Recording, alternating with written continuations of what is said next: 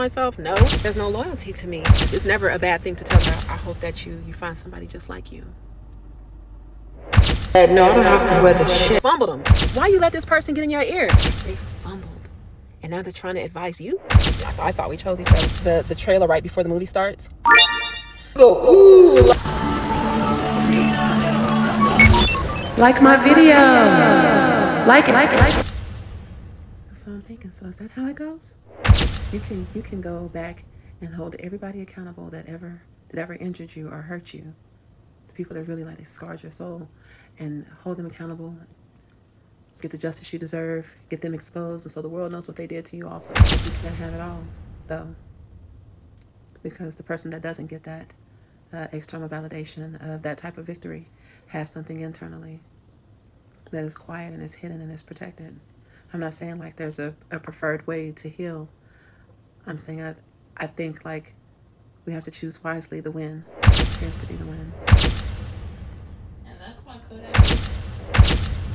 they underestimate our capacity to remember them and what they tried, what they did. And then when the truth is made 100% clear, now everybody knows this situation and what occurred, what happened. Everyone has the full understanding of it now. Now everybody wants to wash their hands of it. You were having whole meetings, whole dinner parties, whole brunch dates, just to gossip about something, and you knew some foul going down. You knew that someone's life was being disrupted and interfered with. You knew about that, and you did nothing. You said nothing. And then you want to try to go to that person and you watch them suffer with the dirty ass apology.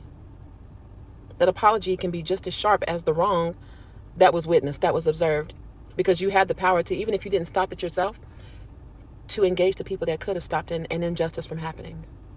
When I say that Brahms Dairy Farm is terribly underestimated, they sell a good burger, good ice cream from their own farm here in Oklahoma. Kansas and Louisiana have Brahms, or Texas has Brahms too. I don't know, but yes, they are the shit.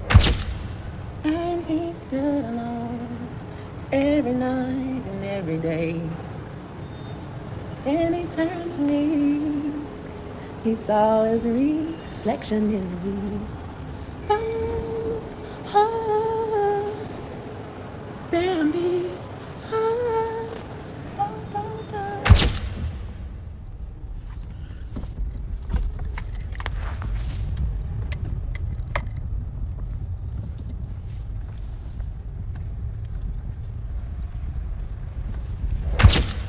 Why? I want to understand your gaze. Why are you looking at me like that?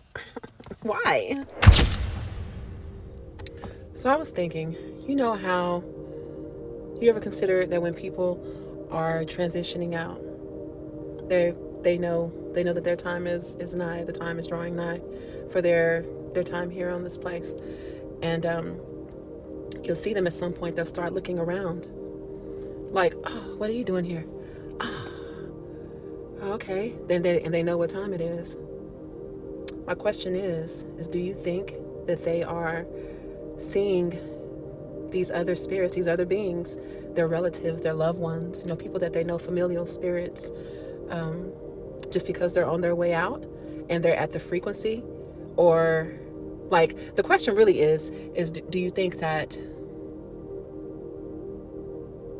those people who showed up like they knew that this person was about to pass, and so they somehow knew it and they all showed up just to usher them out? Or would you say that they're there all the time? I think it's the second part.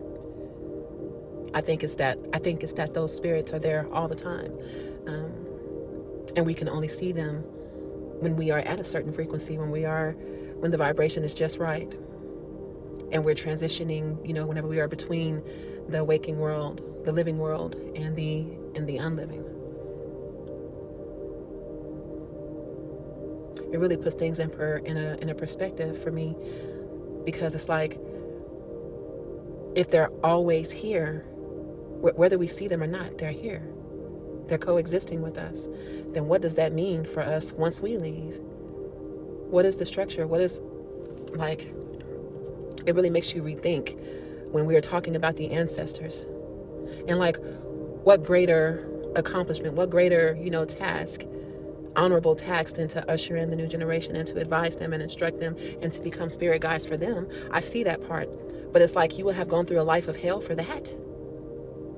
To still be behind doing the family work that you were doing before you transitioned. Have you ever seen the movie Ghost? Have you seen that? Whoa. And then from our religious brothers and sisters, when we consider the rapture, when we consider what is said, that we'll all be caught up to meet him. So then what's the in-between? So we pass away, we leave, we transition now, right?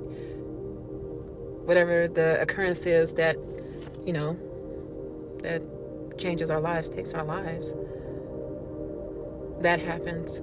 And then we're laid to rest, but we don't go straight to heaven. So we're there in a resting period until Christ returns or God returns. That used to confuse me, and when I would ask it when I was younger, that always caused such an issue. Like I would get kind of griped at in the church house, in the classroom. Then whenever I would get home, like, why are you just? I'm like, I'm not trying to debate. I'm not trying to debate because I don't have an argument. I'm saying I want to make sense of what we've read, and there's a disconnect for me. And so, but yeah, I'm thinking about just a part about the ancestors being here all the time. For those people who put out those offerings and those sacrifices, and they have those rituals and those so that they can actively communicate. Oh my God, I'm shivering because it is so cold. Anyway, but it's like, you communicate with them and you can ask them for their guidance. You ask them to show you the truth in a situation, to help you to battle a situation, to help heal you, to help just, you can call on them for so many things. And it's like, but they're always there, even whenever we don't talk to them. Even when we don't talk. It makes me think, like, are we the watchers? Do we become the watchers? Because after it's all said and done, all we'll be able to do is watch. Is that what's happened? This man is walking. Where are you walking to? What you doing? What you doing? What you doing?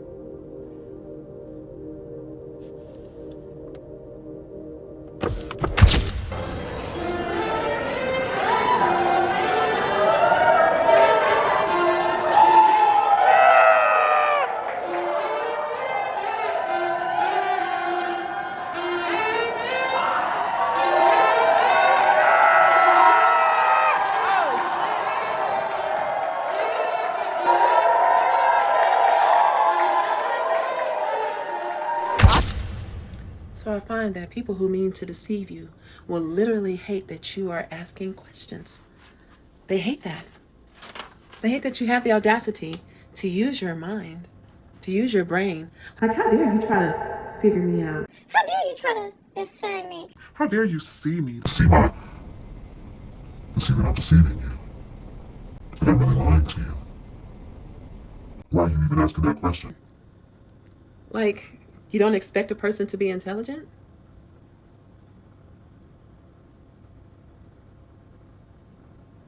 It'll make you doubt yourself, make you feel like you're crazy when you're really trying. Like, I know I speak for myself. I tried everything to not just come right out and say, I think you're lying to me. I'm like, are you sure? Like, anyway,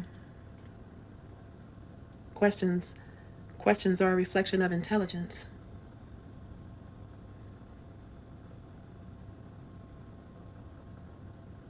I mean, aren't we all intelligent? Aren't we all intelligent? Someone that'll make you doubt your intuition, doubt your intuition, your discernment.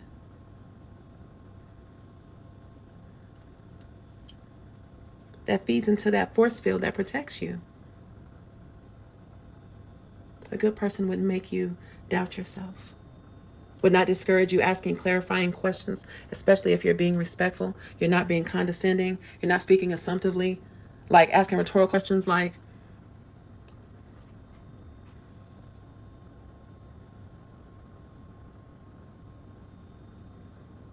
a deceiver's worst nightmare are your questions. Don't you ask me questions. Don't you make me react. To you ask any questions. Don't make me answer no questions. They make me do nothing. They be going off in their minds. Hell bent on deceiving you. To confuse you. Who is the author of confusion? So I was thinking,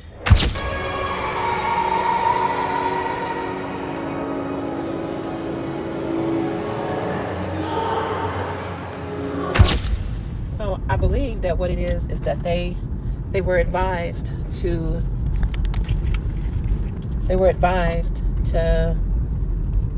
not report that stolen income as profit. So then it wouldn't matter if they claim that this is how they can go and slide under the radar. But how can you do that if you're not going to the bank to cash that insurance policy in? Unless you know somebody at the bank. That's someone else that's incriminated. Or you would have had to have had someone to look at an ID and know for damn well that that wasn't the person whose name is on that check on the ID. Okay? That's what they did, though. You know what I mean? So I wonder what the penalty for that is, and at what point it becomes. I mean, it's a crime. Period. I already know that it's a crime. I'm thinking out loud.